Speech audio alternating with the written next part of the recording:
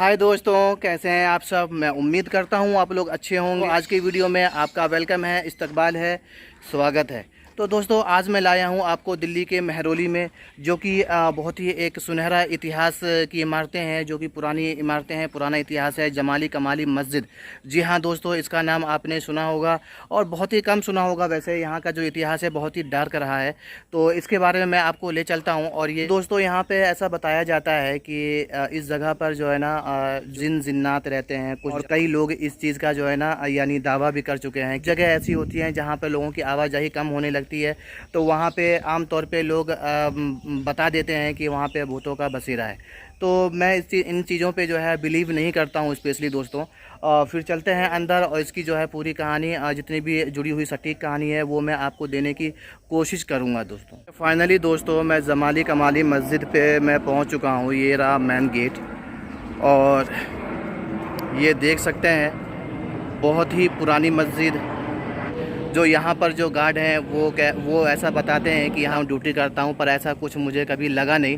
पर जो कुछ लोग हैं इस चीज़ का दावा करते हैं कि ऐसा वाकई में है कि अनदेखी घटनाएं हैं, वो सारी चीज़ें होती हैं। तो दोस्तों आप जो बाकी चीज़ें हैं मैं आपको बताता हूँ, आप बने रहें। सलमान खान साहब की फ़िल्म सुल्तान की जो है ना शूटिंग भी हुई थी।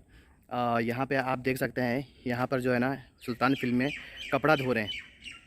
यहाँ पे उस वक्त पानी भरा हुआ था, पानी भर रखा था। और यहाँ पर जो है ना आप देख सकते हैं, यहाँ पर भी आपको याद आ रहा होगा कुछ, यहाँ पे वो बैठे रहते हैं उदास होके, फिर यहाँ पे कुछ रस्सी पकड़ के कुछ कुश्ती वगैरह कुछ कर रहे होते हैं। तो ये सलमान खान साहब यहाँ पे सुल्तान फिल्म की जो है शूटिंग भी कर चुके हैं। और ये आप देख सकते हैं जमाली कमाली मस्जिद। तो जमाली कमाली मस्जिद का जो है ना इतिहास ये है कि ये तीन कहानियों को जो है ना एक जगह तय किया गया है, जमाली कमाली और मस्जिद। तो ये जमाली कमाली जो है ना दो शख्स थे, और मोहम्मद शेख जमाली बहुत ही नेक और बहुत ही जो है ना जो नेक बताए जाते हैं, बहुत ही अल्लाह के वली बताए जाते थे वो। तो ये इसी मस्जिद में जो है ना स्पेशली वो इबादत जो है किया करते थे। और उनका जो मकबरा है वो मैं आपको दिखाना चाहता हूँ। जो स्पेशली जो उधर मैं चाहता हूँ दोस्तों, उस तरफ है जो वहाँ पे ताला लगा रखा है, मैं करीब जाता हूँ। तो ये दोस्तों ये देख सकते हैं, ये यहाँ पे जो है ना ताला लगा रखा है, एंट्री नहीं है, क्योंकि यहाँ के जो बताते हैं कि यहाँ जिन्नात रहते हैं। तो इस वजह से भी जो है यहाँ पर कुछ पाबंदियाँ लगा रखी हैं, 6 बजे के बाद एंट्री नहीं है यहाँ पे। और कुछ लोग इस चीज़ को जो है सही भी ठहराते हैं, यानी इस घटना को, इस अनदेखी घटना को जो है ना यानी एक दावा भी करते हैं कि हाँ ये सही है।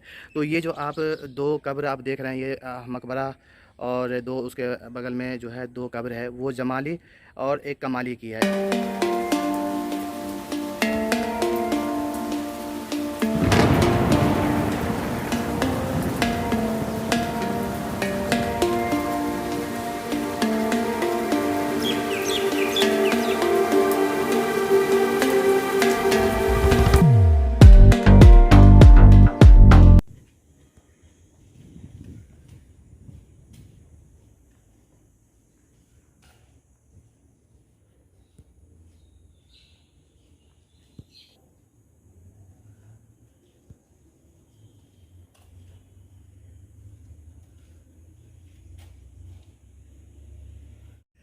तो दोस्तों मोहम्मद शेख जमाली ये बहुत ही नेक वली लोग थे, यानी मोहम्मद शेख जमाली। तो वो जो है ना लोधी वंश के, उनको इसलिए दरबारी बनाया गया। उसके बाद कई जो है बादशाह के दरबारी बनाए गए उसको। और फिर उसके बाद जो है ना जो मुग़ल बादशाह बाबर जो हैं, तो उनके दरबारी भी उनको बनाया गया। तो ये जो मस्जिद है बाबर ने बनवाया था। इस मस्जिद को जमाली कमाली मस्जिद उसको कहा जाता है, जो कि कमाली का जो कब्र है, मकबरा है, वो उस तरफ जो मैं आपको दिखा चुका हूँ ऑलरेडी, उस तरफ है।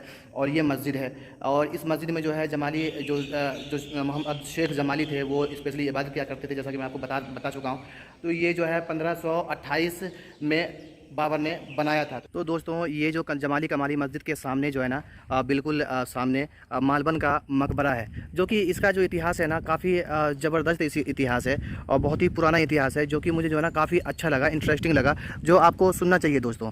तो ये जो है ना मेन गेट है, जो कि ताला लगा रखा है, मना करते हैं जाने के लिए। और ऐसा बताते हैं कि यहाँ पर जो है ना जैसे कि मालबन का जो मकबरा है और उनके लड़के का मकबरा है, तो वहाँ पर बताते हैं कि एक सफ़ेद पोशाक में जो है ना रात के टाइम में जो है ना एक आदमी आता है इत्र लगा के और वो नमाज़ पढ़ता है और वो बताता है कि मैं जो है उस ज़माने का बादशाह का जो है शासक हूँ।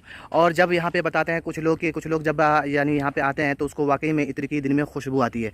तो दोस्तों यहाँ पर मैं आपको लाया हूँ, मेन गेट तो बंद है और फिर भी मैं आपको दिखा देता हूँ। ये जो है आप देखिए काफ़ी खंडहर हर हालत में है और ये कुछ कब्रें हैं इधर जो कि पहचान में नहीं आ रही हैं। और ये जो जितने भी आपको जो यहाँ पे मकबरा और यहाँ पे जगह दिख रही हैं, ये सारी चीज़ों का पता ही मालूम पड़ा था 20वीं सदी में। उससे पहले मालूम नहीं था कि यहाँ पे ऐसा कुछ मकबरा भी है। तो दोस्तों इसकी कहानी जो है इसकी कहानी मैं आपको बता दूं कि ये जो कहानी है मालवन की, जो मालवन जो गुलाम वंश के थे और जो कि दोस्तों पहले गुलाम थे फिर बाद में बादशाह बनाए गए। तो ये जो कहानी है, ये जो दास्तान है, जब हम इतिहास के पन्नों को पलट के देखते हैं तो पता पड़ता है कि ये सन 1193 की बात है, जब जो है मोहम्मद गौरी ने कुतुबुद्दीन ऐबक को जो है उस टाइम का जो सल्तनत है दिल्ली का वो सौंप दिया था। और कुतुबुद्दीन ऐबक के बाद जो है जब ये सल्तनत आई तो उसके बाद जो है ना ये सल्तनत जो है इल्तमस को सौंप दिया गया। दिल्ली का जो बादशाहत है वो इल्तमस को सौंप दिया गया। तो दोस्तों मैं बहुत ही शॉर्ट हिस्ट्री में मैं आपको बताने की कोशिश करूंगा।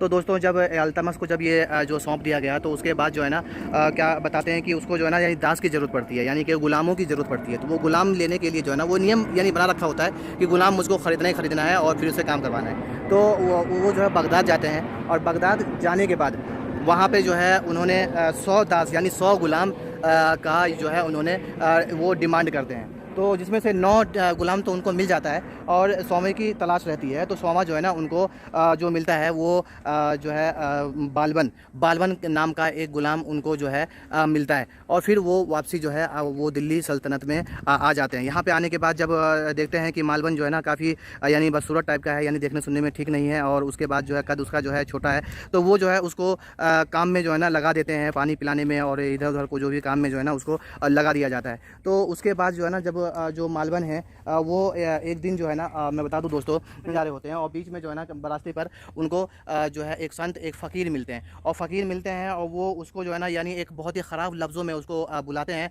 कि फ़कीर साहब आपका क्या हुक्म है, क्यों बुलाए हो मुझे, यानी बहुत ही यानी प्यार भरी लफ्ज़ों में और वो यानी जवाब देते हैं। तो उनको जो फ़कीर होते हैं, संत होते हैं, उनको ये लहजा जो है ना उनको बहुत ही अच्छा लगता है और बहुत ही जो है ना यानी उनको इस बात का दुख होता है कि मैंने इसको किस तरीके से बुलाया और इसने मुझे कितनी इज्जत दी। तो बहरहाल तो उसने जो है ना दुआ दी उसको मालवन को, जो कि गुलाम था, कि उसने कहा कि जो है तू एक दिन ना एक दिन दिल्ली का शासक बनेगा। जी हाँ दोस्तों, फिर वो दिन आता है जब हम दोस्तों इतिहास के पन्नों को जब हम बदलते हैं और रोशनी डालते हैं तो मालूम पड़ता है कि 1266 में नसीरुद्दीन जो है उस टाइम के बादशाह थे, जो अल्तमस के बाद बने थे। तो यानी जो बालबन का जो रिश्ता है अल्तमस और नसीरुद्दीन के साथ जो बादशाह थे उनके साथ बहुत ही अच्छा उनका व्यवहार था, बहुत ही अच्छा जो है उनकी सेवा करते थे। तो बहरहाल 1266 में जो है नसीरुद्दीन का जो है इंतकाल हो जाता है। इंतकाल के बाद उनको गद्दी पे बैठा दिया जाता है। तो उन्होंने जो है ना जो दास प्रथा है यानी गुलाम प्रथा है उसको ख़त्म कर दिया। उसको ख़त्म करने का भी उनका जो है एक रीज़न था कि उनको ये डर था कि कहीं कोई गुलाम मेरी तरह मुझको मार के और कोई गुलाम मेरी जगह पर ना बैठ जाए। तो उसने जो है यानी जो दास प्रथा है, गुलाम प्रथा है, उसको ख़त्म किया। और जो बादशाह बनने के बाद बताया जाता है कि जब हम इतिहास को रोशनी डालते हैं कि जितना भी उसके दुश्मन, जाहिर सी बात है वो बादशाह बन गए और बादशाह थे तो बादशाहों के 1000 दुश्मन होते हैं। तो उनको मारने के लिए वो बहुत ही प्लानिंग के साथ जो है वो जो है काम को अंजाम देते थे। और उसके बाद जो है ना कई दुश्मनों को उन्होंने जो है मारा भी और कई नियम भी बनाए, कई यानी उसके बाद कई अच्छे काम भी किए और कई बुरे भी काम किए।